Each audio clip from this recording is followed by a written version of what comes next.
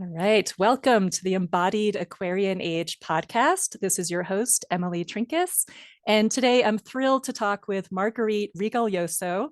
Marguerite is the foremost authority on the history of virgin birth and the author of the fascinating and revolutionary new book, The Mystery Tradition of Miraculous Conception, Mary and the Lineage of Virgin Births. Marguerite is the founder of the Seven Sisters Mystery School, through which she teaches about the sacred feminine and mentors clients on the evolutionary spiritual path. I have been a fan and follower of Marguerite's work for going on a decade now. I feel so much affinity with your devotion to the divine feminine and connection with the Pleiadians and the fairy realms. So I'm just really excited to get into it. Welcome to the podcast. Thank you so much. Wow, that means, Emily, that you must have been tuning in when I started Seven Sisters Mystery School in 2012. Yes, that 2012. That for me, that was a big activation around the priestess archetype. And when I started really owning that and using that, and I was just so hungry for anyone who had solid information about it. And because you're just an amazing scholar of the divine feminine mysteries, you've brought forth so much in relation to that archetype. And just for those who are new to your work, how did you get started on this path of being a priestess and scholar of divine feminine mysteries? Wow. It was really, aside from these personal life-changing events that happened, like the death of my mother 50 years ago to the day from the day that we are recording. She was 39, I was 10. 50 years ago, she left her body and left me to my destiny. So aside from things like that, and other what I'm coming to realize are just karmic crucifixions, it really was kind of more through the academic path that my life of spirit has fully emerged. And I always tried to find meaning in the Catholic Church, but I was trying to get water out of a stone, that type of thing. But I always excelled in school. I liked school. And I think it was past life memories of being in nunneries where, I could get an education and things like that in lives where I was a woman. So I always really did well. And school was a form of spirituality for me, because in my classes and everything I was reading, I was always trying to find the deeper meaning, all the way from grade school to junior high to high school to college. And then in grad school, I went to a spiritual institute, the California Institute of Integral Studies. So digging really deeply into the world of knowledge, and then at CIIS, the world of mysteries, that's kind of where both streams, the academic and the mystery, came together for me.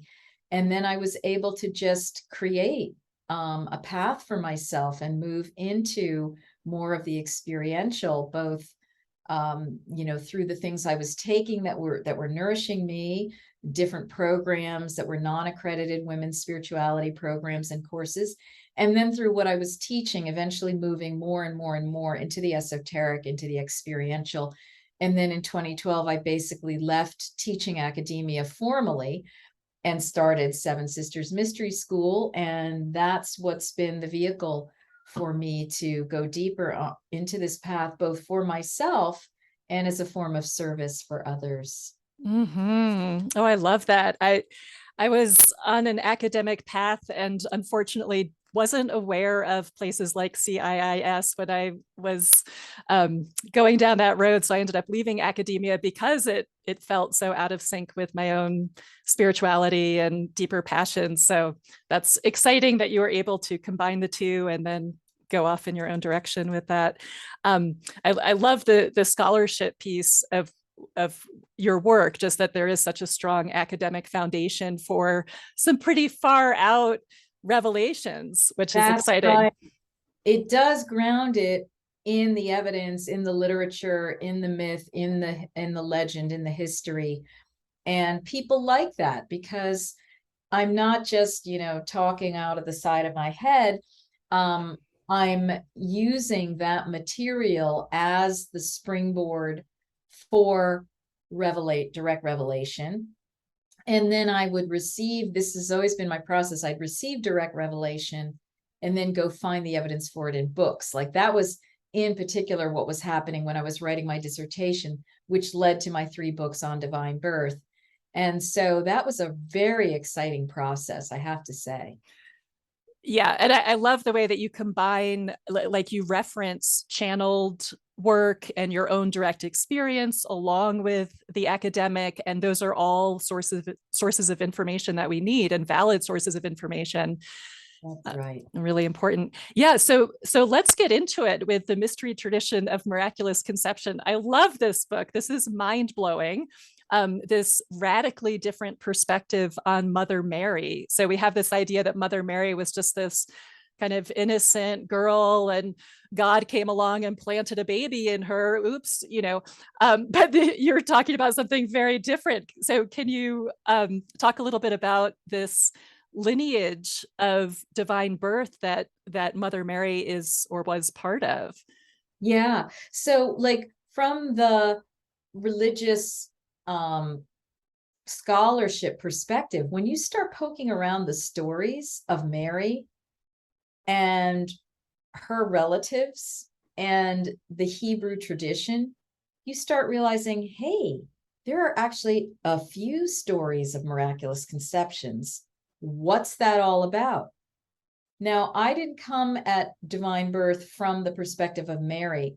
I started finding all of this material in ancient Greece, that divine birth was a real practice of holy women. So that's where I had the downpour and the revelation. Wow, some of these Greek priestesses were actually doing this. And as I started realizing that, right on the heels of that, of course, came, oh, well, Mother Mary is part of the stream. She's not the only one. She's not the first one. She's probably not the last one, but she's a biggie. And that's all of the knowledge and what I had learned about divine birth in ancient Greece and the broader Mediterranean world and Western Asia allowed me to put Mother Mary in context and then look at the story of Elizabeth's birth of John the Baptist and Sarah's birth of Isaac, all miraculous stories in the Hebrew Bible and the New Testament. And then I started finding apocryphal material, meaning stuff that, the Catholic Church was like, no, this isn't authentic. But the main one being what's called the infancy gospel of James, which is whose infancy? Mary's. Who is James? James is probably one of the sons of Joseph by his previous marriage. And he chronicled all this material. And that's where you find out, hey, Mary had a mother. And guess what? Her mother gave birth to her in a divine way, miraculously, conceived her divinely. Wow. And when I looked in the Islamic tradition, there is a belief and a text that says that Elizabeth was actually Anne's sister. So we're talking about 2 sisters and then, a mother-daughter divine birth situation. And then that there's evidence in this gospel that they reference their ancestor, Sarah, who, in the famous story, she as an elder, because she prayed to God, she conceived Isaac, and then Abraham tried to kill Isaac, and Sarah was like, no, no. Well, I realized this is ridiculous. These are not just happenstance stories of women who were barren, who just were devout, and God took mercy on them. This is talking about a whole practice of sacred women that spanned really the entire world. Because I was able to tease out and unearth and, reveal the information from ancient Greece, I was able to see this Hebrew information as what it is, which is describing deliberate practices, lineages of women who would teach, generation after generation and so forth. So Mary was a part of that. The thing that makes Mary stand out is she was probably the highest level adept of divine birth on the planet. That's my intuitive hit. Mm. The level of the being that she created, co-created, and brought in for a very high purpose seems to be more intense than most of the other stories that I know of from ancient Greece. Although some of those were pretty high level beings that were coming in. The purpose of this practice was always to bring in an avatar, meaning a walking representation of the divine. And so that was it, to advance humanity. Okay. So Mary was a big, big part of that in the Roman period, where there had been so much degeneration in the ancient world from original spiritual practices and so forth.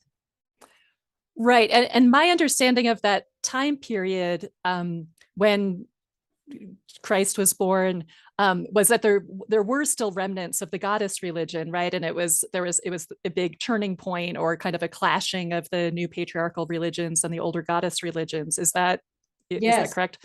Yes, because ancient Rome still venerated goddesses on the heels of ancient Greece, which even more so did. And the priestesshoods of ancient Greece were even more empowered than the ones in Rome. There was already a degeneration happening.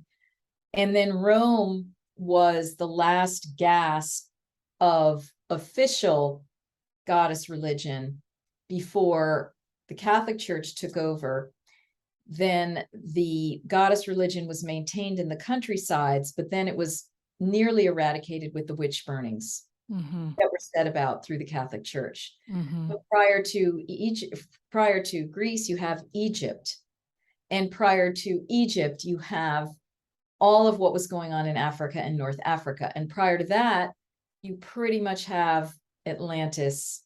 And prior to that, you have Lemuria. So these are like ancient histories, many of which have been relegated to the level of fictional myth, right? But that are really talking about time frames and actual histories. Right.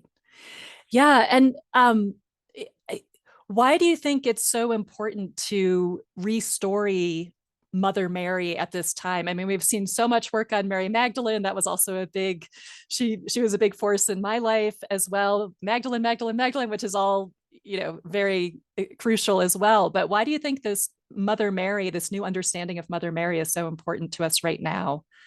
Yeah, Mary Magdalene was a big force in my life too. As soon as I started a few decades ago learning about like the work of Margaret Starbird, who basically said she was the beloved of Jesus, essentially she was a priestess. And then there were these other books that were happening. So that was several decades ago. I was really nourished by that. I started teaching about Mary Magdalene. I taught academic courses in Dominican University of California on her, etc.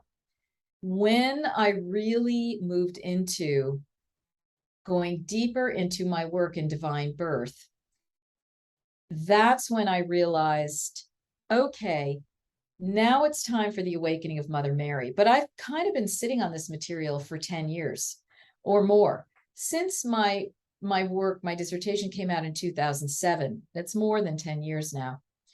And I had wanted to write about Mother Mary in the dissertation, but it was becoming too long. But I did start teaching courses in Seven Sisters Mystery School as of 2012. And prior to that, in workshop format about Mother Mary. So I've been sitting on this material about her. And finally, a few years ago, I was at the Sunray Center of Dahani Uwahu, a Chalaki elder. And these two women were at lunch at this elders conference that was going on. And we were chatting and they were like, what do you do? And I somehow was bringing up Mother Mary, and they're asking me more and more and more. And they're like, you got to write that book. And I'm like, I got to write that book.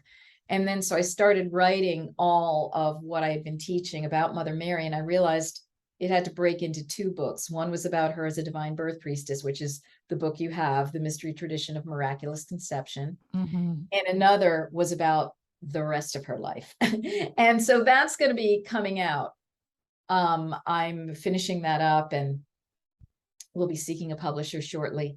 So that will give the whole other picture, which will really be like the divine, presenting her as a divine birth lineage priestess is step one of bringing her out into the public. Step two is understanding that she had a whole ministry, that she was a mentor to Mary Magdalene. She was a mentor to Jesus. She was a mentor to the entire apostolic, early grouping.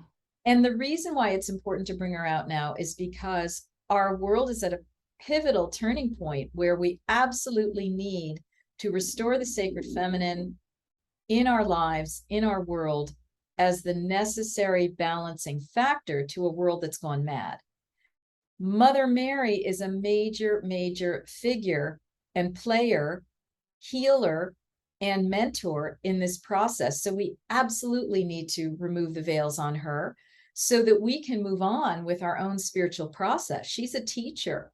She's showing us how to do it. She's showing us how to accelerate our soul growth. She's showing us how to move back into our divine human blueprint. It's part of this whole move to restore the sacred feminine on planet Earth. Critical at this time. Mm-hmm. And I know you teach classes about Mary's womb wisdom. Can you say a little bit about women reclaiming our womb wisdom, what that means, what that looks like, why that's yeah. I have a few courses and then sort of like a bundled mentorship around it of the Mother Mary mystery teachings, as well as what are called the Holy Womb Chakra teachings, which intersect.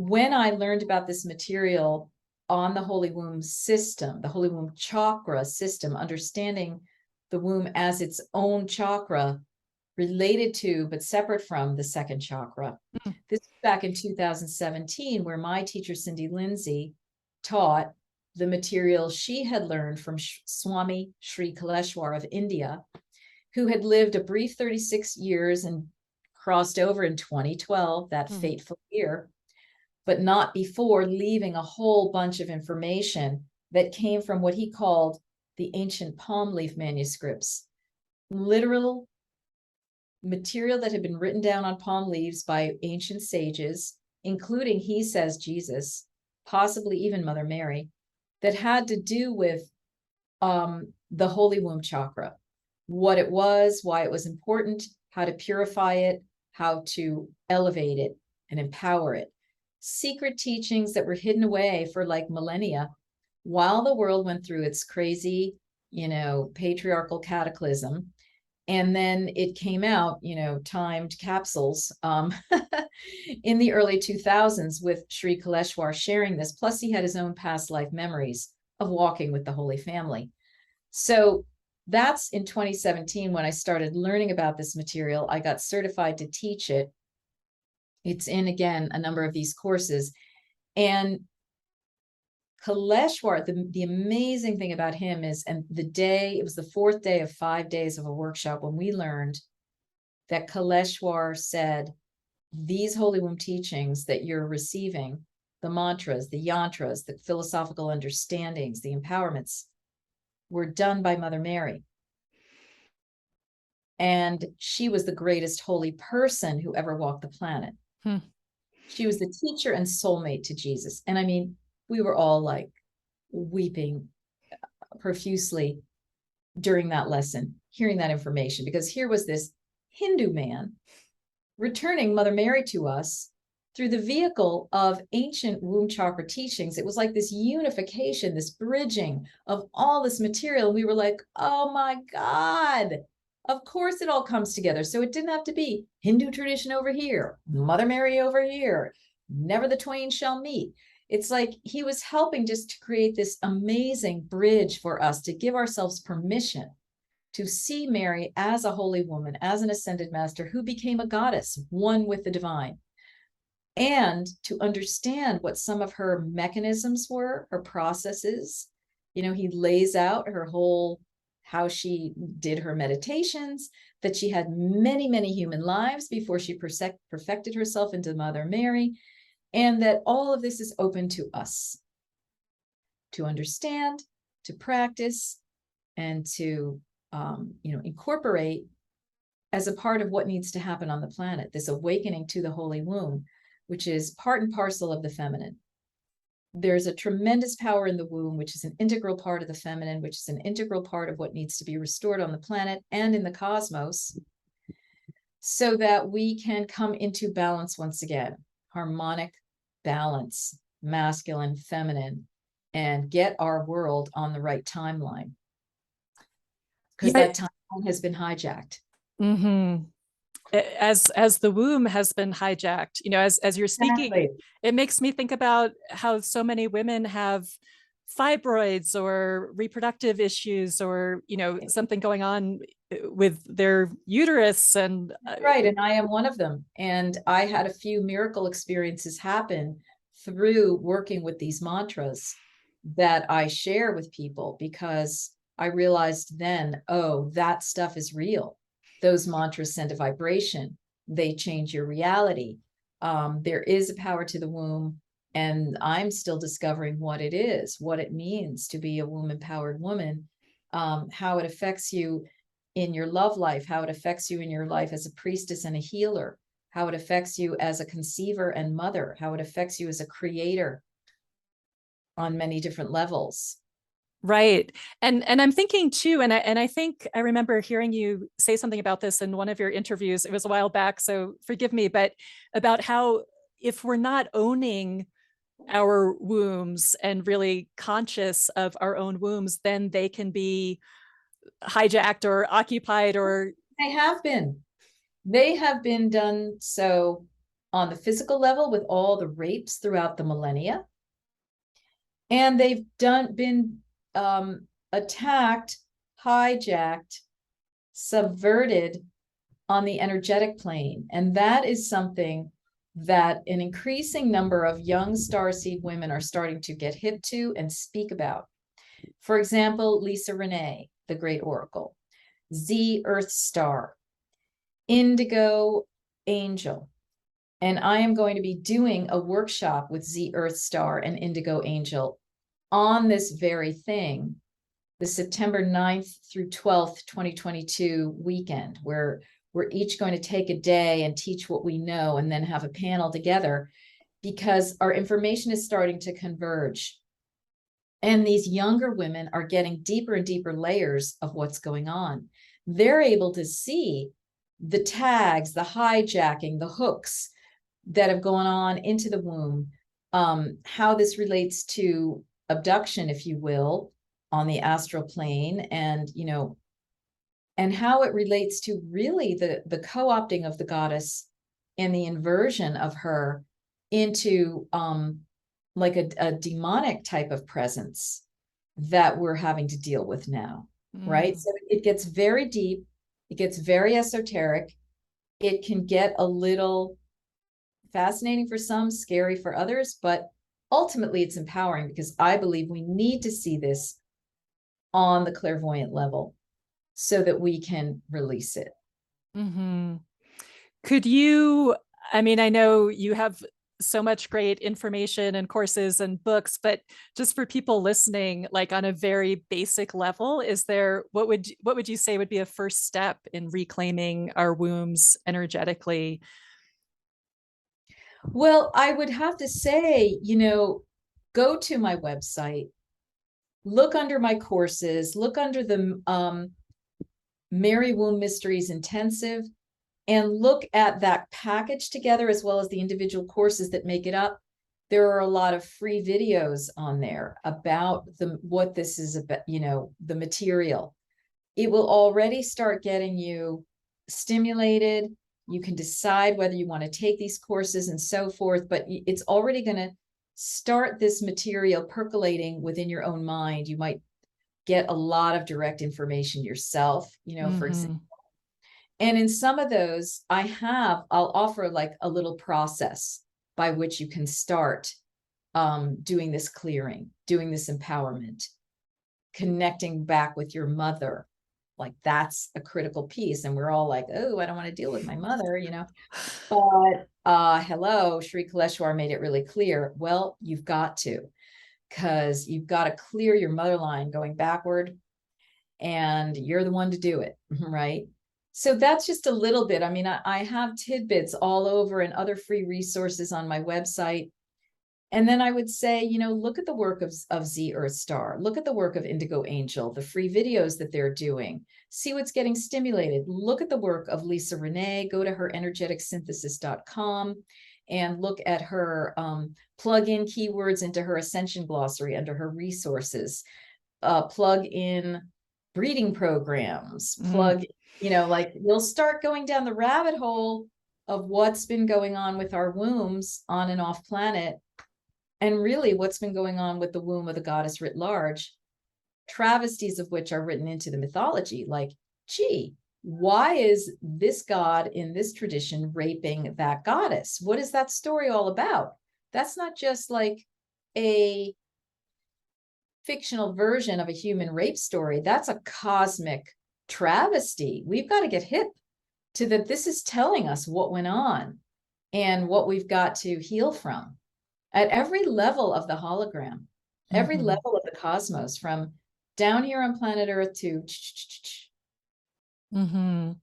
Yeah. And there's something so powerful just in reading your book and having this, entertaining the rewriting of the story of Mother Mary in the sense of what our bodies are actually capable of as women. And this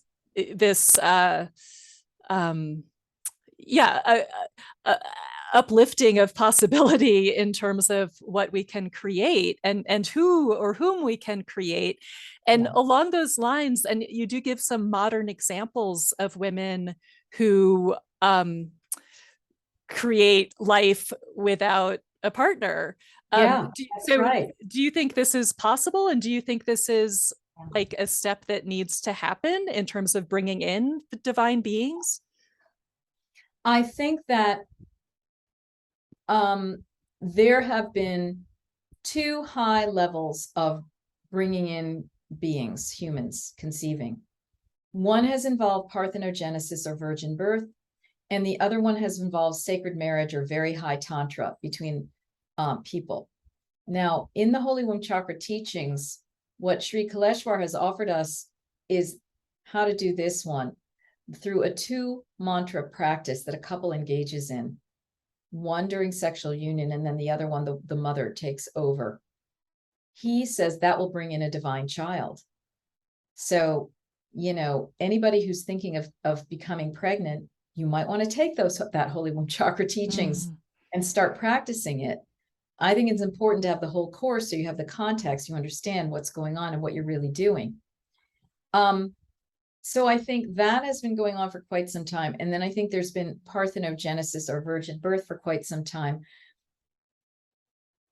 What Z and Indigo Angel and I are starting to understand is that we're understanding what Plato said in one of his writings, that the original human form was hermaphroditic. It was like male, female together, and that there was a tearing apart of that. And that is the separation into the sexes that was very traumatic and that we've never gotten over, of course, understandably, and that we're always seeking.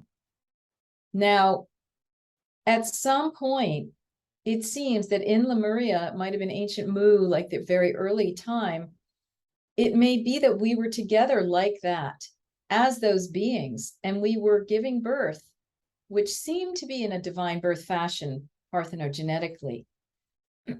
When this separation happened, what I'm starting to understand is that process of parthenogenesis became harder. Like the woman had to really become androgynous male female in order to do it. And that's why it migrated into the specialized priestesshoods that you see in ancient Egypt, and the queens gave birth that. But see, that's actually the sacred marriage template of it.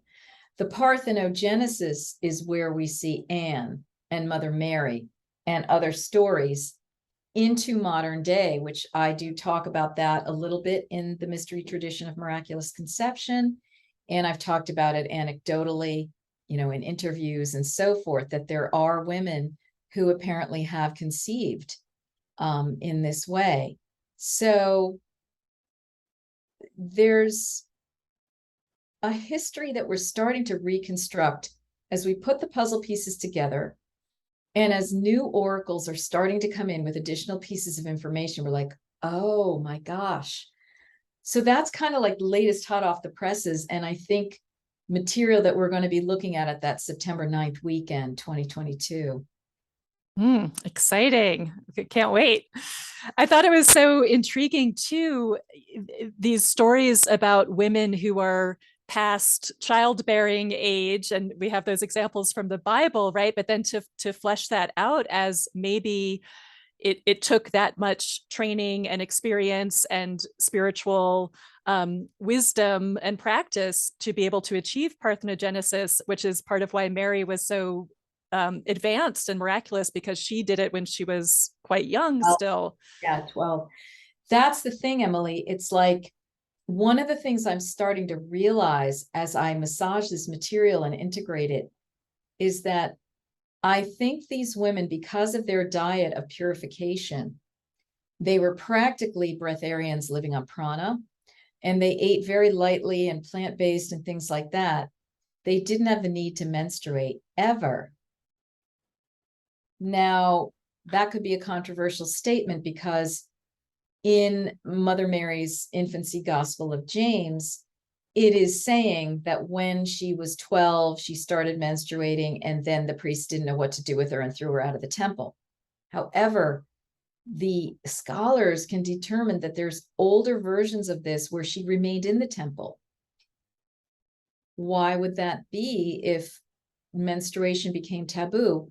Well, I'm realizing these women, these virgins, were probably never menstruating. That's why there was never menopause.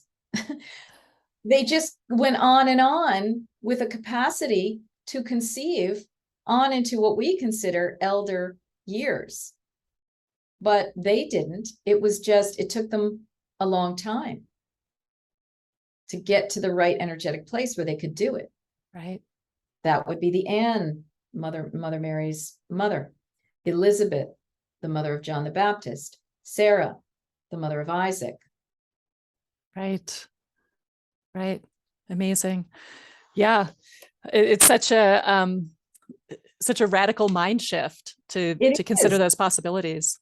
Yeah. I mean, it really is amazing, but it makes sense, like when you really think about it, and in the way that I write about it, the evidence that I'm showing, how I'm explaining it, it's like, oh, thinking people can actually get with it and be like, wow, okay. It's not just about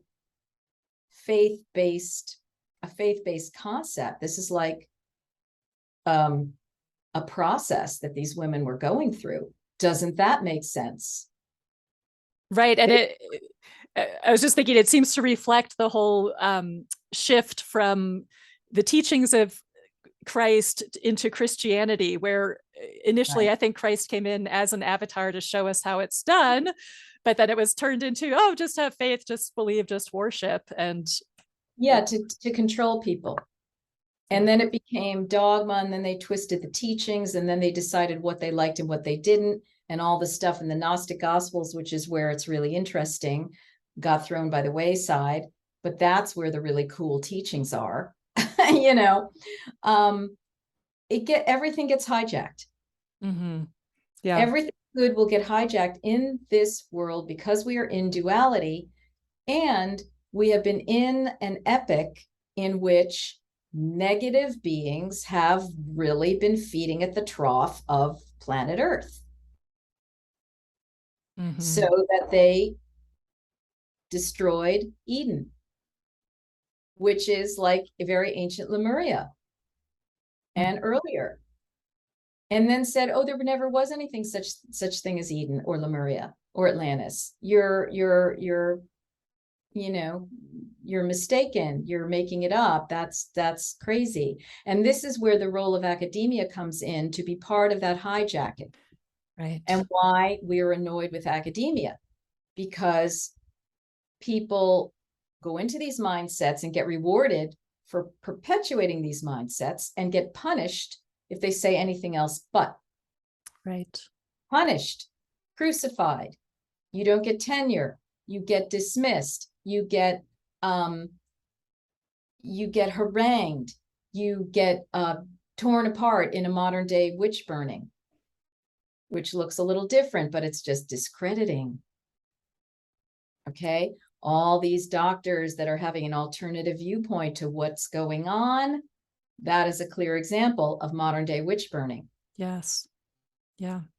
They're just talking about concepts and ideas. Why all of a sudden this like violent repression? Right. Right. And there is so much in the current narrative around our bodies and how much power our bodies do or do not have. Do we have the power to heal ourselves? Do we have the power to own our own health and create health for ourselves? That's right. And here's another one, Emily. Do we have the power to conceive and not conceive at will? Okay. Because that's ancient Lemurian conception. The women would know how to say yes and no to conception. There would be no need for abortion. Right. And those knowledge pieces are encoded in like ancient Melanesian indigenous peoples that were investigated back in the 19th century, ancient Australian. Then there was this big controversy in academia. Well, they weren't necessarily saying that you could conceive without sexual intercourse.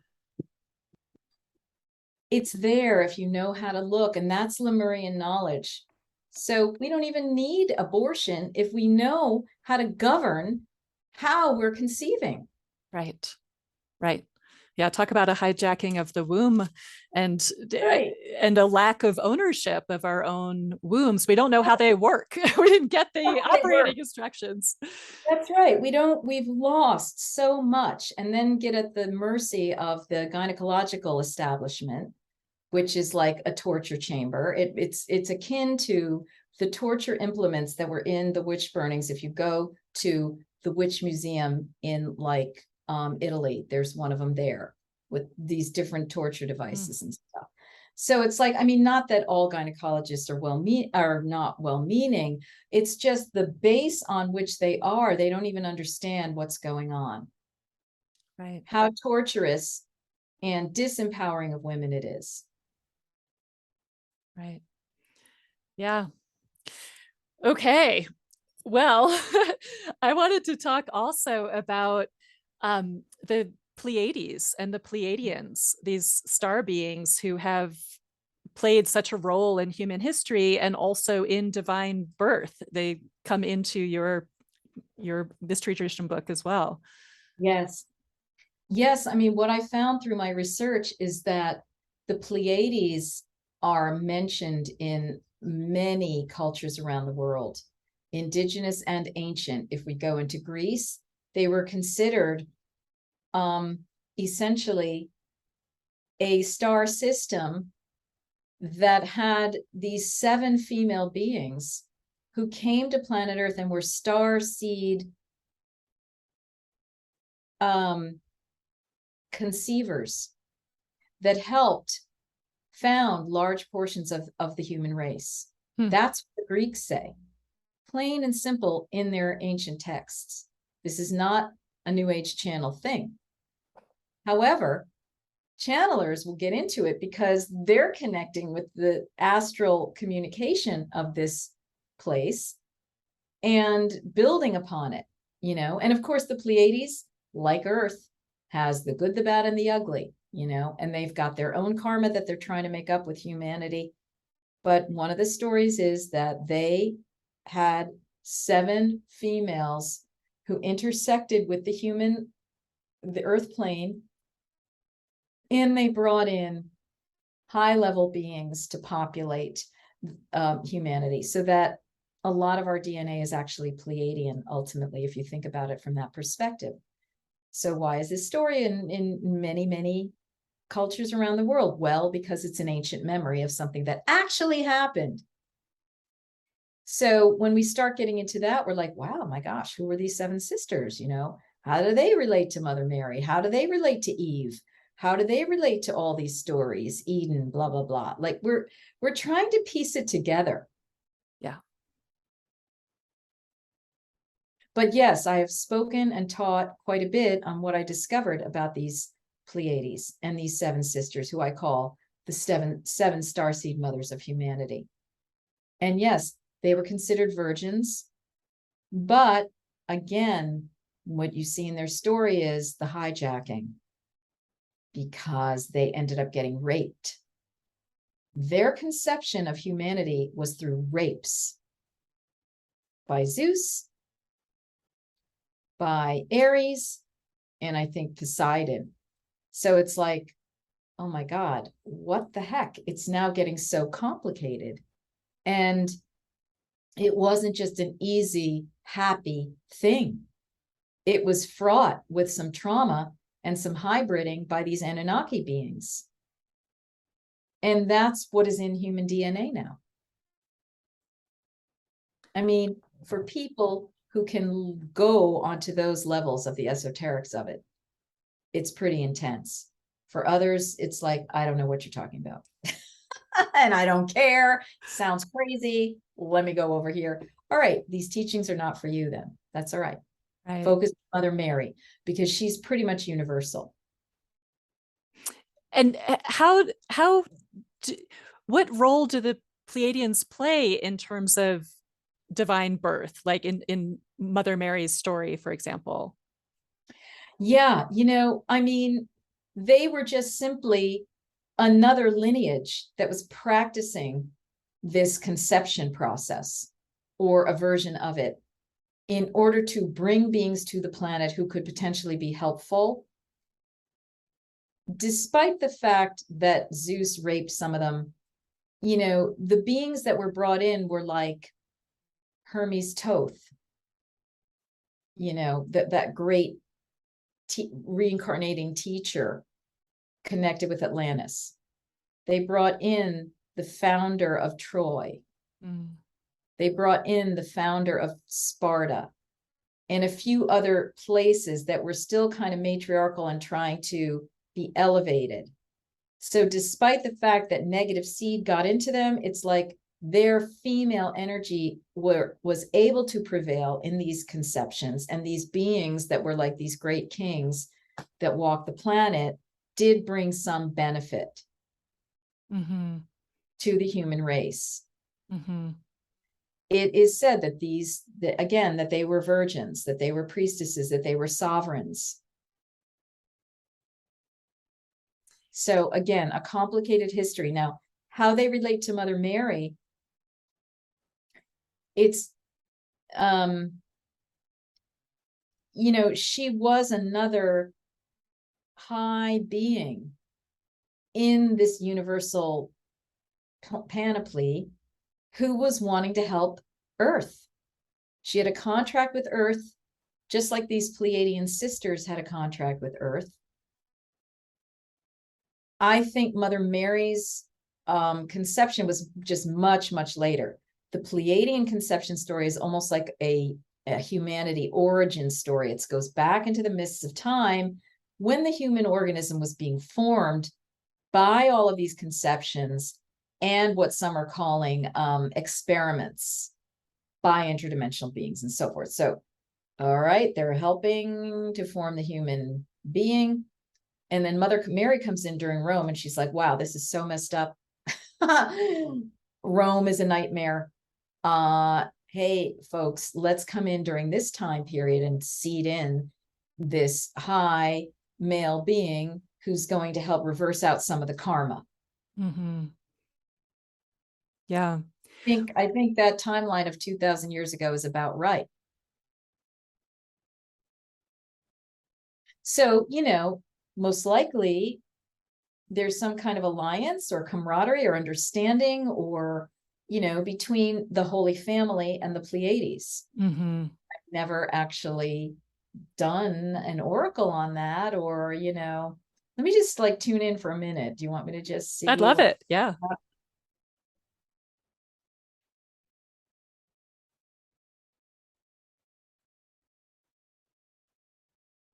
What I get from Mother Mary is we are all part of the healing feminine waters. So we can just pause there on that one. And that's interesting because she was called Star of the Sea. Right. Star of the Sea. And the Pleiades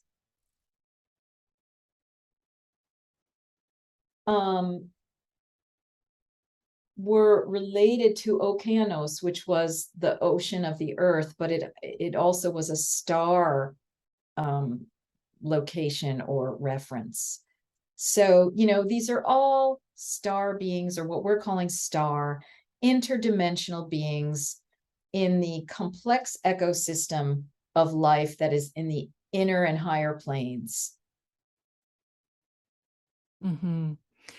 Is your sense, we have the craziness or chaos or whatever that's playing out on the earth plane, and then there's an idea that what's playing out on earth is kind of reflection of a battle on another level, on a interdimensional or multidimensional or galactic level. Is that what you see? Yeah, I think so. Both and because reality is holographic, what happens in one place affects the entire thing. So a lot of these beings are very interested to know what the heck is going to go on here, and are rooting for and supporting humanity in its great ascension, which in a way, everybody who came here contracted for this thing because they're like, wow, I'm going to help out here. I'm going to learn. My soul is going to evolve. I want part of that action. And here we all are. It's a matter of, do we awaken to what's actually going on? Or do we think that life is just about cornflakes and Rice Krispies and, getting a job on Wall Street and whatever? Can we see the deeper levels, the streams of what's happening, the reality of it? That's taking some consciousness opening, which is happening in lots of different ways, including the whole movement for people to take plant medicines, to have their third eye opened. Mm-hmm. So yeah, it's like there's been this struggle, this battle, but what it is it's more of an initiatory process, kind of like when a child goes through a puberty initiation. Like, it's a real thing. Like, the kid could die in the original ones, not initiations like, hey, 8th grade graduation. That is not an initiation, okay? Nor, to be honest, is college graduation. These would have to be real initiations that would pit this person's soul against true challenges, tests, and dangers. And if and when they passed, they would move into adulthood and in a whole new level of consciousness. We're missing these initiations. It's part of what's been hijacked, watered down, transformed into bizarre other things like gangs and so forth. I mean, those are real initiations, but it's into the demonic realms. You know what I mean? So it's like, do we want that? I don't think so. Even those people are not happy. They're afraid they're going to be killed every single minute of the day, So it's like, we need to bring heart and love. This is where Mother Mary is coming in, like, oh, wow, yes, I see all of what's going on here. Let me help those of you who are starting to awaken or who need a deep level of healing, because she starts at the healing level, because the trauma is what has to be healed in order for us to be able to open consciously. Right. As part of it. So I'm meandering down your question, but you can reroute me. No, that's perfect. I love that perception of this time we're in as a collective initiation. Yeah. And an initiation that some people are like, yeah, let's go, let's do this, we came here for this, and that other people seem just like it might as well not be happening, or it's just a terrible, painful time. Is your sense that the ascension or the entry into the next dimension or next phase of consciousness, do you feel like that's inevitable? Do you feel like there are some people who are going there and we're in this kind of splitting of the worlds, people going in different directions? Or do you have a feeling about the unfolding? That is the question. I mean, I know that some of the oracles are basically saying The positive timeline is guaranteed. In my good days, I believe that. And in my bad despair days, I'm like, oh my God, I don't know. Because we've lived through and have memories of cataclysms where it didn't go well. Right. However, we're back. So in a way, it did go well. You know what I mean? Because there is no death. And we just keep reincarnating until we figure it out at a new rung of the spiral and be able to learn through love and not pain. So, you know, what's happening here? Is this guaranteed? I mean, I am feeling the bifurcation of the worlds, or Magenta Pixie talks about the trifurcation of the worlds. Where that's all going, I don't know. And it's like, are we going to continue in this uncomfortable situation of being in same three-dimensional reality, but being in different realities psychically? And each person thinks the other one is crazy and basically is willing to kill psychically or physically the other person because they think they're the part of the problem. Wow. I mean, you know, that's a hijacking to get us all at each other's throats. Isn't that interesting? You know, it's part of the initiation too. So I honestly don't know. What I am doing is my monthly Mother Mary Love and Empowerment Circle, where I'm trying to bring myself and others to a higher vibration, working with Mother Mary. And I'm, you know, continuing to teach on this level and so forth. And when I can discipline myself in my own meditations to come into peace, self-love, raise my vibration and so forth, which has been a long, drawn out process. So I'm going to just hold a good thought that yes, positive timeline is guaranteed. I have been told actually in my own ceremonies and things to hold that and speak it. So yes, we will say that, but man, not fun at times as we feel at odds with family members and colleagues, and we just are like, oh my God, people turn against us, and whoo, not fun. Yeah, not fun. I remember, you know, maybe 10 years ago, teaching astrologers, and I tend to attract people who have a kind of imprint around the burning times, since I have that myself. And I remember teaching, it's safe now. We can, you know, we're done with the witch trials. It's safe to come out as spiritual teachers and astrologers and healers. And then 2020 happened, and it feels like the burning times all over again. And I know. Yeah. And here's the thing though, these entities try to just hold up that mirror, that illusory memory and to get us into that fear, despair, and fighting mode. Yeah. Part of the initiation is to not go there because it is an illusion. So we have to really work with that. I have been working with that. Yeah. Many of us are. Some days easier than others because, yeah, it's really challenging. And this is a real initiation. It's real when it feels like life and death. Yeah. For a 12-year-old in Melanesia and for a, 60-year-old in the United States, wherever,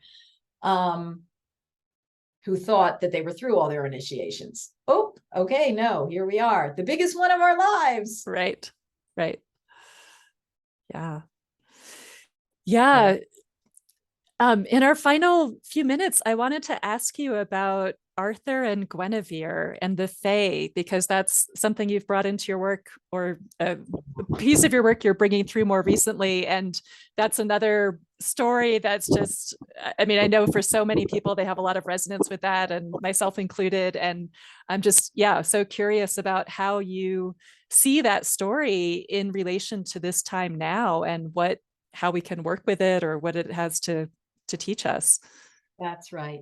For many of us, it's massive, critical, and important. For those of us who are on the ascension or inscension path, it has enormous import. I was feeling this for a decade, And then I found confirmation of it in the oracle work of Lisa Renee, who basically said King Arthur is waking up from stasis. There was an ancient legend that he was put in stasis when things went down in, the 500s or whatever.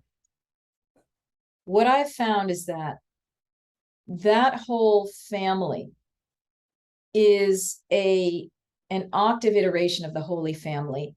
They were trying to bring in divine avatar energy, sacred feminine energy, and the birth of the divine king and queens. It all got hijacked in a really ugly way, and it stopped the legitimate divine birth in the royal lineages, and then it became demonic birth. So that's something we have to deal with. It's very much related to, I just want to make sure that, can you just hold on 1 second? Sure. I've got like something burning. Yeah, I've got to not do that. It became, that was the last gasp of the fairy lineages, the she lineages, trying to keep a hold of the positive timeline on planet Earth and then just losing the grasp. Because Arthur and Guinevere and Merlin and all were Fey lineage people. A lot of times they were dragon lineage people and so forth. And they just, it was like trying to hold on and then, like falling off the cliff. They did their best. They had to go into stasis. There were all of these hijackings of their stories to tell us that Guinevere was a cuckolder and blah, blah, blah, blah, blah. So the course that I have, Heal Yourself in Our World by Reclaiming Guinevere, Arthur, the Fae, and the Round Table, is all about this, where I tease out what actually was going on, then connecting it in with contemporary oracle information and an understanding of how important those British Isle portals are to this great turning. When I hear you talk about it, something in me just gets so excited and lights up. And I remember my child self just so engrossed in those stories, so drawn to them. It's really exciting. Because it's a memory and it's a knowing of the importance of it. And so now we're returning to it in new ways. And again, I really do highly recommend that course. A lot of people took it. It is available on demand. Very satisfying to people, including myself. Again, the exoneration and raising up of Guinevere goes along with that of Mary Magdalene, etc. We're cleaning and clearing that story so that we can restore the sacred marriage template that was the original formula for Arthur and Guinevere. We have to restore the sacred marriage template because that is the key also to wholeness and harmony on the planet. The restoration of harmony between the genders. Beautiful. Wow, Marguerite, your work is just incredible. So important and so revolutionary. And I know you've talked about some of your offerings coming up, but are there any other courses that you want to mention or upcoming events? Right. I've mentioned a few of them, and I would just say ongoingly, I have the monthly Mother Mary Love and Empowerment Circle, where we have an experience with Mother Mary, and we have sharing in community about it. And then I offer oracle advice to, in response to questions. It's the third Thursday of every month. And I have all those online courses. So if anyone goes to sevensistersmysteryschool.com, the 7 is written out SEVEN, you can go under, courses, you'll find all of them. There's a lot of stuff under free resources that you can enjoy. And just get on my email list and we will keep you posted. I have a regular Sunday newsletter that lets you know everything coming up. And Marguerite, you offer one-on-one sessions as well, is that right? I do. Yes, I offer clairvoyant, intuitive mentoring. Whether it's one-on-one or whether it's for a journey of 3 sessions together, I help people who want to become cacao priestesses or priests. That's a journey. And then those who wish to go deeper into the Mother Mary womb mysteries, I have an intensive mentoring program that goes along with those courses so that you can integrate, really go deeper and understand what this is all about for yourself. Wonderful. Great. And of course, I'll include all of your links in the show notes.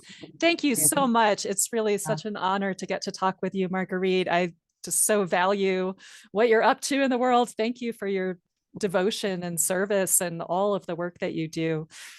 Oh, thank you. I really appreciate that reflection, because it's been a lot of devotion and effort, as you're saying, a lot of sacrifice.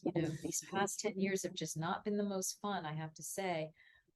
So I really appreciate when there's appreciation coming back, and also from younger generation people. That's very, very rewarding and moving to me. So thank you for being there from the beginning and, poking in now at this point, and blessings on your work and your podcast and so forth.